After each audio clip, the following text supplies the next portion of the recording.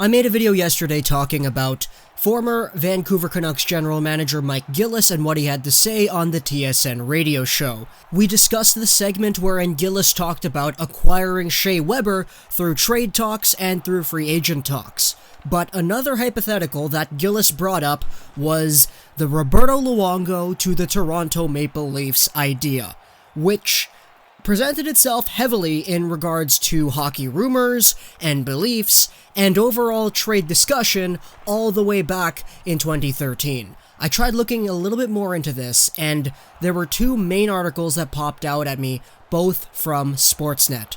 We'll go in chronological order right here. The first one from Luke Fox on April 1st, 2013. Luongo refused to waive no trade clause to join the Maple Leafs. The gist of this article talks about how Luongo was supposed to be traded to the Toronto Maple Leafs, but Luongo was like, no. And the reason he said no is because Luongo believed that the Florida Panthers were going to make a deal for him. And there was somebody within the Florida Panthers organization who told Luongo straight up, yeah, we're really close to getting you, man. We're probably gonna do it. And so when the Leafs came out with this first offer, and the Canucks were like, yeah, okay, let's take it to Roberto, Luongo's like, no, I'm not waiving for this Leafs deal. I want to wait for the Florida deal.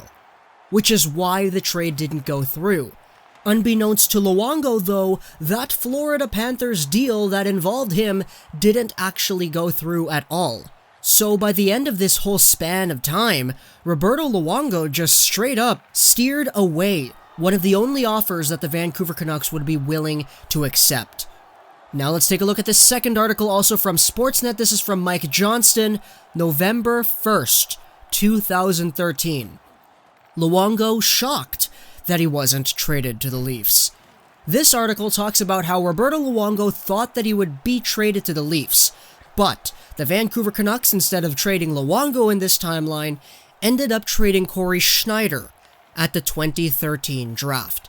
The first sentence of the first paragraph says, it's widely known that the Toronto Maple Leafs, as well as several other teams, attempted to acquire Luongo from the Vancouver Canucks prior to the 2013 NHL draft.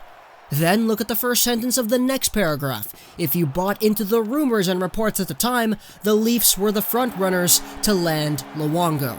We already saw from the earlier article back in April of the same year that Luongo was going to be traded to the Leafs, but he nixed it.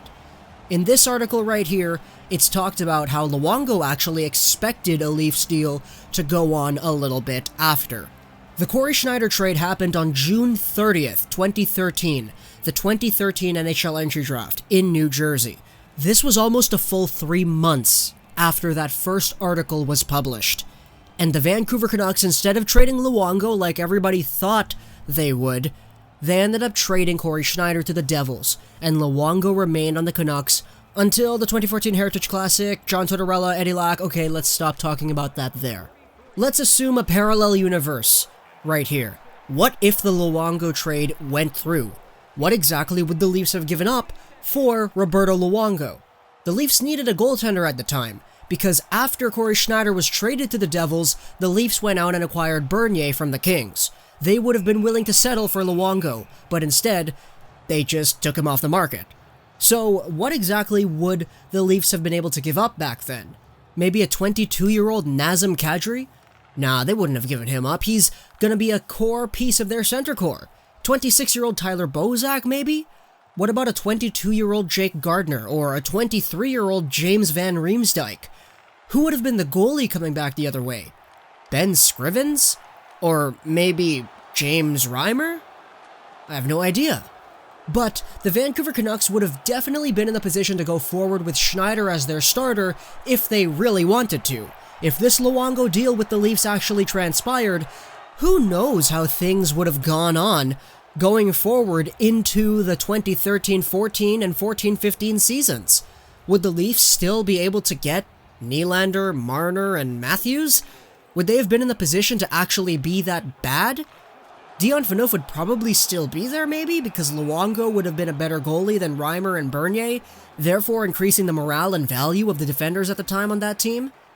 I have no idea. It's a whole bunch of what ifs, but something like this is totally just a big hole in our complete understandings as to what the general managers were thinking at that time. Because this presents so many different possibilities. Luongo was one of the better goalies in the league at this time frame, and he would have been a Leaf if this went through. Back when the Leafs were in a position where they were finishing pretty darn far down the standings of the NHL. Who knows? They probably would not have been as bad to get Austin Matthews. There's a whole can of worms here to open, but it's something that we're just going to have to sit here and be like, damn, that almost happened.